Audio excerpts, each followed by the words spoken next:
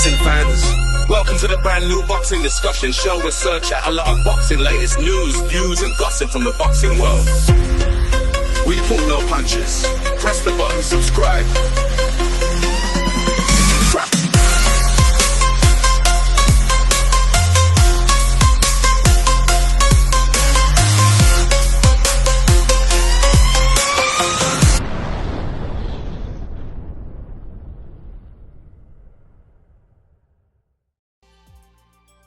Fight fans, welcome to the Friday night fight week recap. There is no need to scroll back through all your social media to see what's happened of the latest going ons in the boxing world over the last week, because I've got it all here for you. So stay tuned and I'll have everything in order for you. And I think no better place to start the boxing week than there was an announcement of Tommy Fury will be fighting Darren Till at the Co-op Arena in Manchester in a heavyweight contest, 8 3-minute rounds with 10-ounce gloves. For me, this isn't a bad fight as regards Misfits goes. I think it's very interesting. I thought the press conference that they did this week was very interesting. Unfortunately, back from out of nowhere, John Fury has appeared again. And he starts acting the clown. He starts throwing water at Darren Till.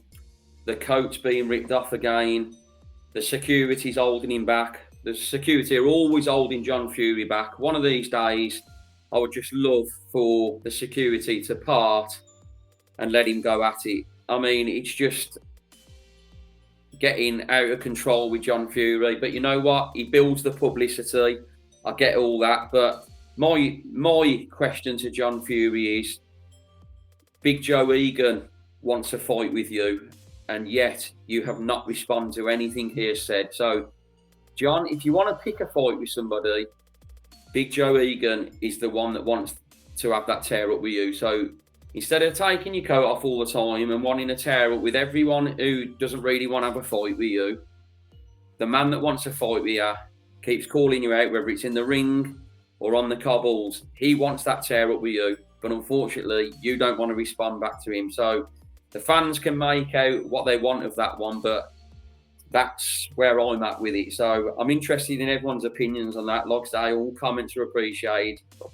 You know, I'm ready to listen to your comments below. We'll move on from that now anyway. Another big talking point of the week. Daniel Dubois sent a DM to Jake Paul asking him if he wants a fight, he wants a shot at his world heavyweight title. And Jake Paul's response was on social media that he's going to get his team to talk to Frank Warren about maybe setting this up. There was a lot of debate over the week whether this was a fake message from Daniel Dubois, but Daniel Dubois has now admitted that him and his dad and his team actually sent the message, and he admits it, you know, it's in the media world and that, but so it wasn't no fake. Daniel Dubois did send the message. My opinion on this is Daniel Dubois apparently earned $3.5 million to fight Anthony Joshua, one of the biggest names in the British heavyweight scene, whereas he can go and make 20 million possibly plus against Jake Paul. This just shows where the boxing world's going. It's all about the bunts, and it's sad to think that, not that it's poor money anyway, but he earns that against Anthony Joshua, and for a bigger payday, being as the world heavyweight champion, he thinks Jake Paul's the name to call out. Once again, you make what you want of that, but this is the way the boxing world is going. And sticking with Jake Paul, him versus Mike Tyson was the most viewed global event ever, with 108 million viewers. For all the slating of it, which I did as well, I didn't like the fight. You've just got to say Jake Paul is an absolute brilliant businessman. And he keeps saying, I'm the number one in boxing, I'm the face of boxing. We can all sit here and say, no, you're not. It's a ridiculous comment to make. But at the moment, Jake Paul is the hottest property in boxing. And we've just got to give him credit for that. He's a smart businessman. But I want to come back to proper boxing now. The WBO have confirmed that Hamza Shiraz pulled out of the purse bids for Janibek for his world title shot. But now the WBC middleweight champion, Carlos Adames' fight is agreed, but not signed, which is scheduled to be in Riyadh on February the 22nd, according to Dan Rafael.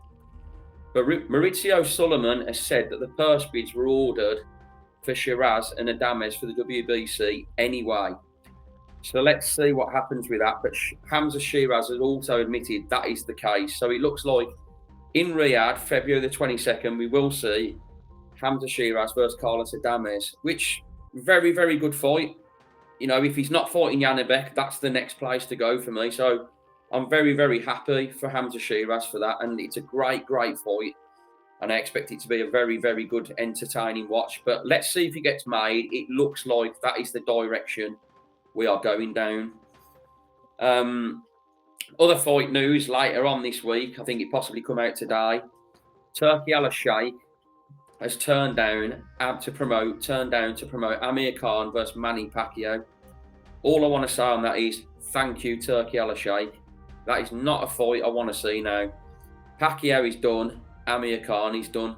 Let's leave it there. We've seen Mike Tyson, the 58-year-olds. I know they're not as old as him, but let's just tone it down as regards these type of fights for me. I don't want to see that fight at all.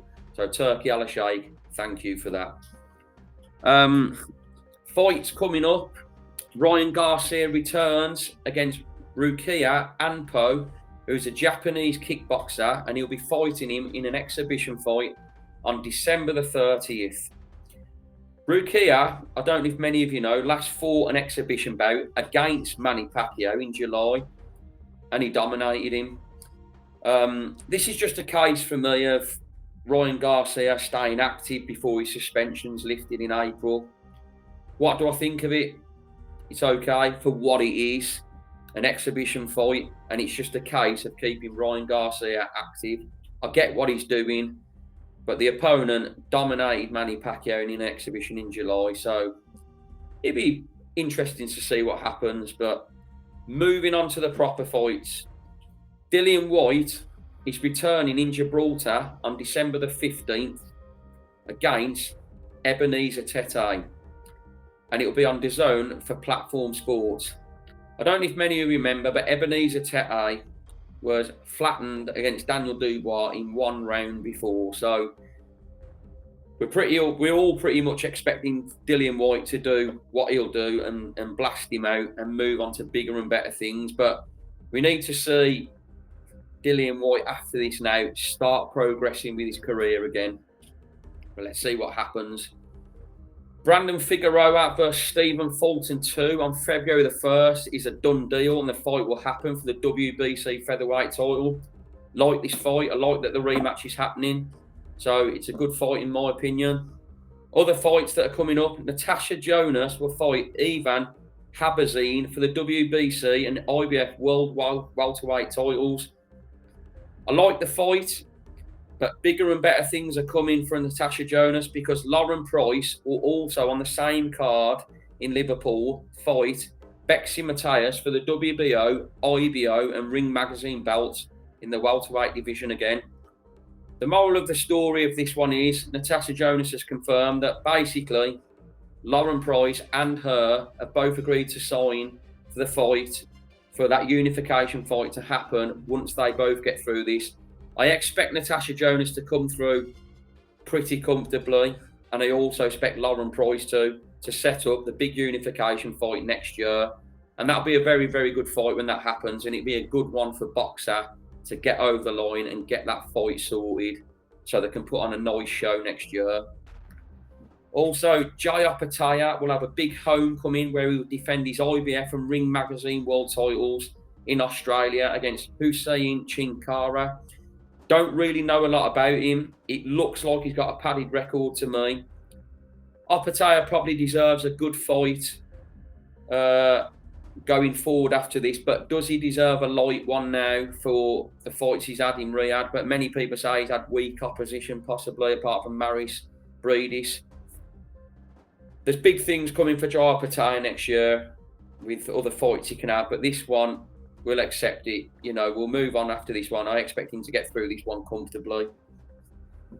Some news of the week as well. Callum Smith has been added to the Sonny Edwards versus Galawia fight card, which I'm happy to see because I'm going to that fight. I'm not expecting to have a great opponent in that one. I don't know of any opponent yet, but I'm very, very happy to see Callum Smith back since his Beterbiev loss. Let's wait and see who the opponent is, but it's a great addition to the card on an already exciting card. Other news, not confirmed yet. Derek Chisora will fight Jarrell Miller, which is getting finalised, which is being touted for February the 8th in Manchester at the new arena again, at the Co-op Arena. Now, I'm seeing the rumours of this, but I'm being told differently. I'm being told it's going to be February the 1st. Let's see. But I've seen what Dan Raphael and other boxing outlets are saying online, but I'm being told it is going to be February the 1st. But it'd be interesting to see when that gets finalised and what the date will be. Remember, there's boxing on tonight, people. Harleen Eubank on Channel 5 will fight Nurali Erdogan on Channel 5. The action starts from 9 o'clock on Channel 5 Action, and then the main fight will take time from Channel 5 at 10:30 p.m. So don't forget to tune in for that. But hopefully after that one, Harleen Eubank will fight someone like Adam Azim next. That's what we need to see.